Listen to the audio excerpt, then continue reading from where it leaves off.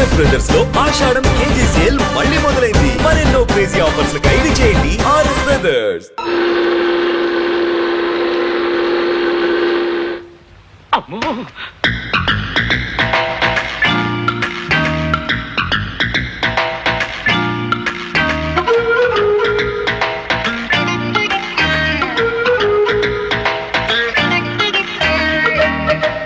చంద్రరావు గారు అమ్మాయా? అవును.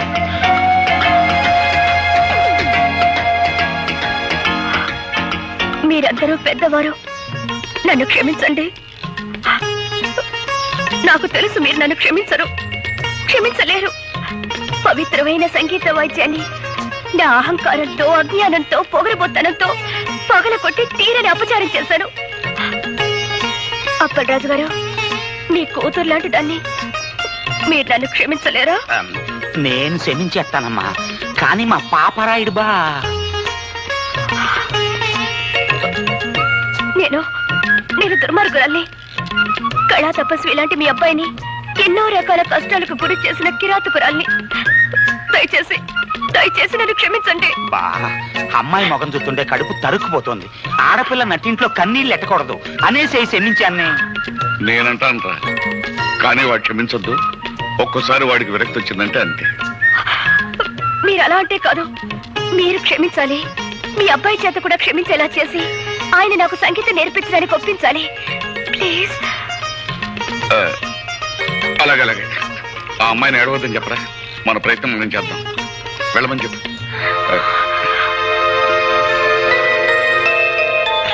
ధైర్యంగా వెళ్ళరా అమ్మా. చాలా థ్యాంక్స్ అండి. నేను మారిపోయాను అని ఆ అమ్మాయి చెప్పగానే గొర్రెలాగా తలూపేసి నమ్మేయడం కాకుండా నన్ను కూడా నమ్మమంటారా? బుద్ధి లేకపోతే సరే. మరీ అంత తీసి పారేకు, మాకు ఎంత కొంత పొరుద్దురావా. ఆ అమ్మాయి మారిపోయిందిరా అబ్బాయ. అవునరా అబ్బాయ, కొత్త గుర్రానికి పొగరు తాత్కాలికం.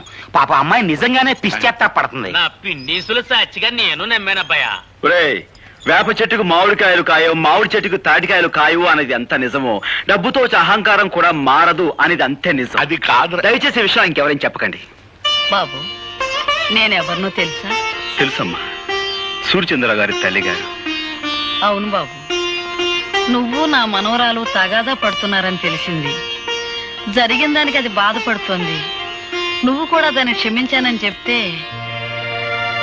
మాట్లాడవేం బాబు? చూడండమ్మా, నన్ను ద్వేషించే వాళ్ళని అభిమానించేంత గొప్పవాణ్ణి కాను. అలాగే నన్ను అభిమానించే వాళ్ళని ద్వేషించేంత మూర్ఖుని కాను. పెద్దలు మీరు చెప్పిన తర్వాత కూడా ఆవిడ్ని ద్వేషిస్తే తప్పు నాదే అవుతుంది. మీ మనవరాలతో చెప్పండి, ఇకపై ఆవిడికి నాకు ఎలాంటి పంతాలు ఉండవని. అలాగే. సరేనా? బాబు, వస్తానమ్మా. మంచిది.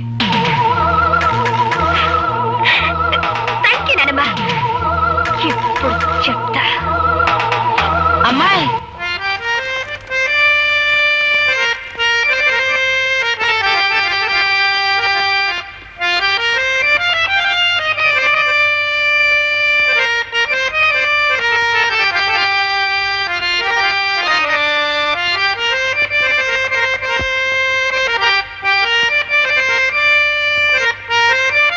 ఈ వాతావరణం చూస్తుంటే త్రికరణ శుద్ధిగా మీరు నన్ను మన్నించారన్న తృప్తి నాకు కలుగుతోంది. అహంకారంతో కాకుండా మనస్ఫూర్తిగా నీకు సంగీతం నేర్చుకోవాలనే ఉద్దేశం ఉందని నన్ను నమ్మించావు.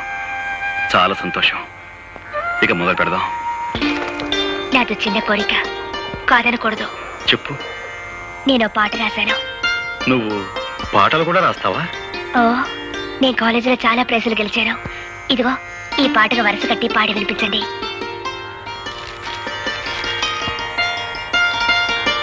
ఏమిటలా చూస్తున్నారు? బాగలేదా? చాలా బాగుంది.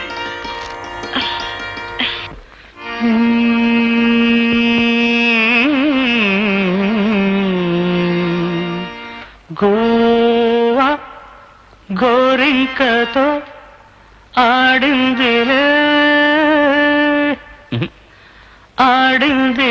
బొమ్మలాట, నిండు నా గుండెలో మ్రోగిందిలే వీణ పాట. ఆడుకోవాలి గువ్వలాగా పడుకుంటాను నీ జంట గోరింకనై. రాధా లోపలికి వెళ్ళి ప్రాక్టీస్ చేద్దాం. ఇక్కడే కూర్చుందాం. అలాగే. అక్కర్లేదు, నేను కింద కూర్చుంటాను. నువ్వు కింద కూర్చుంటావా? మరేం పర్వాలేదు, ముందు మీరు కూర్చోండి. నేను పైన కూర్చోవటం, నువ్వు కింద కూర్చోవటం. గురువుల ముందు శిష్యుల కింద కూర్చోవడం చూడముచ్చటగా ఉంటుంది. మీరు కూర్చోండి, చెప్తాను. సరే, ఇక మొదలు పెడదామా? ఈ రోజు నేను పాఠం నేర్చుకోవడానికి రాలేదు. మరి ఇవాళ నా పుట్టినరోజు. Very many happy returns of the day. Thank you. ఈ రాత్రి మా గెస్ట్ హౌస్ లో పార్టీ అరేంజ్ చేశాను, మీరు రావాలి. అలాగే.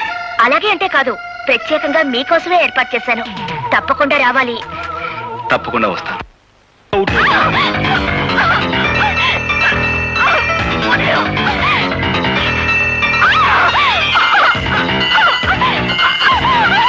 కోపి వచ్చిన తర్వాత నటించమంటే ఇప్పుడే నా వెంట పడతావేంటి? వదిలేవు.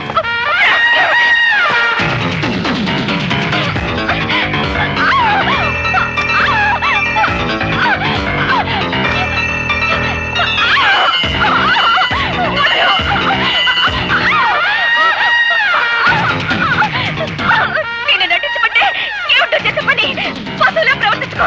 వదలు.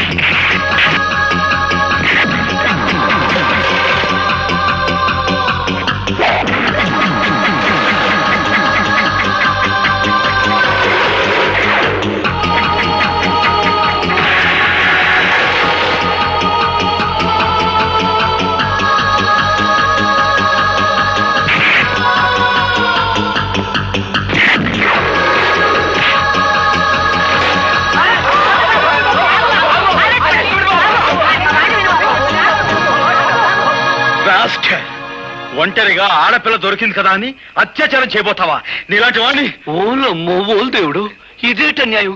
అక్కల్లారా అన్నల్లారా, ఆ పిల్లని ఆడు రేపు చేస్తుంటే నేను అడుకోపోతే అటు తిరిగి ఇటు తిరిగి కిందట్టి మీదట్టి ఆ నేని పోలీసుడు నిన్నట్టి అసుతున్నాడా? ఏమిటి, నేను రేపు చేయబోయానా? కావాలంటే ఆ అమ్మాయినే పిలిచాడు.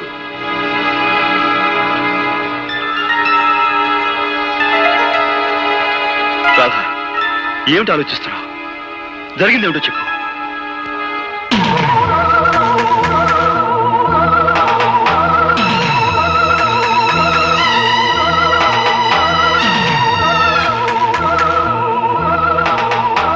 రాధా, వీడి వాగే వాగుడికి నువ్వు నోరు తెరిచి నిజం చెప్పి వీడి నోటికి తాళం వేయి. సమయానికి ఈయనొచ్చి నన్ను రక్షించకపోతే నా బ్రతుకు కుక్కలు చెప్పిన విసిరయ్యేది. నీకేమైనా పిచ్చి పట్టిందా? పిచ్చి నాకు కాదు, నీకే పిచ్చి, మగ పిచ్చి. శిష్యురాలిని కూడా చూడకుండా నా జీవితాన్ని పాడు చేయాలని చూస్తావా?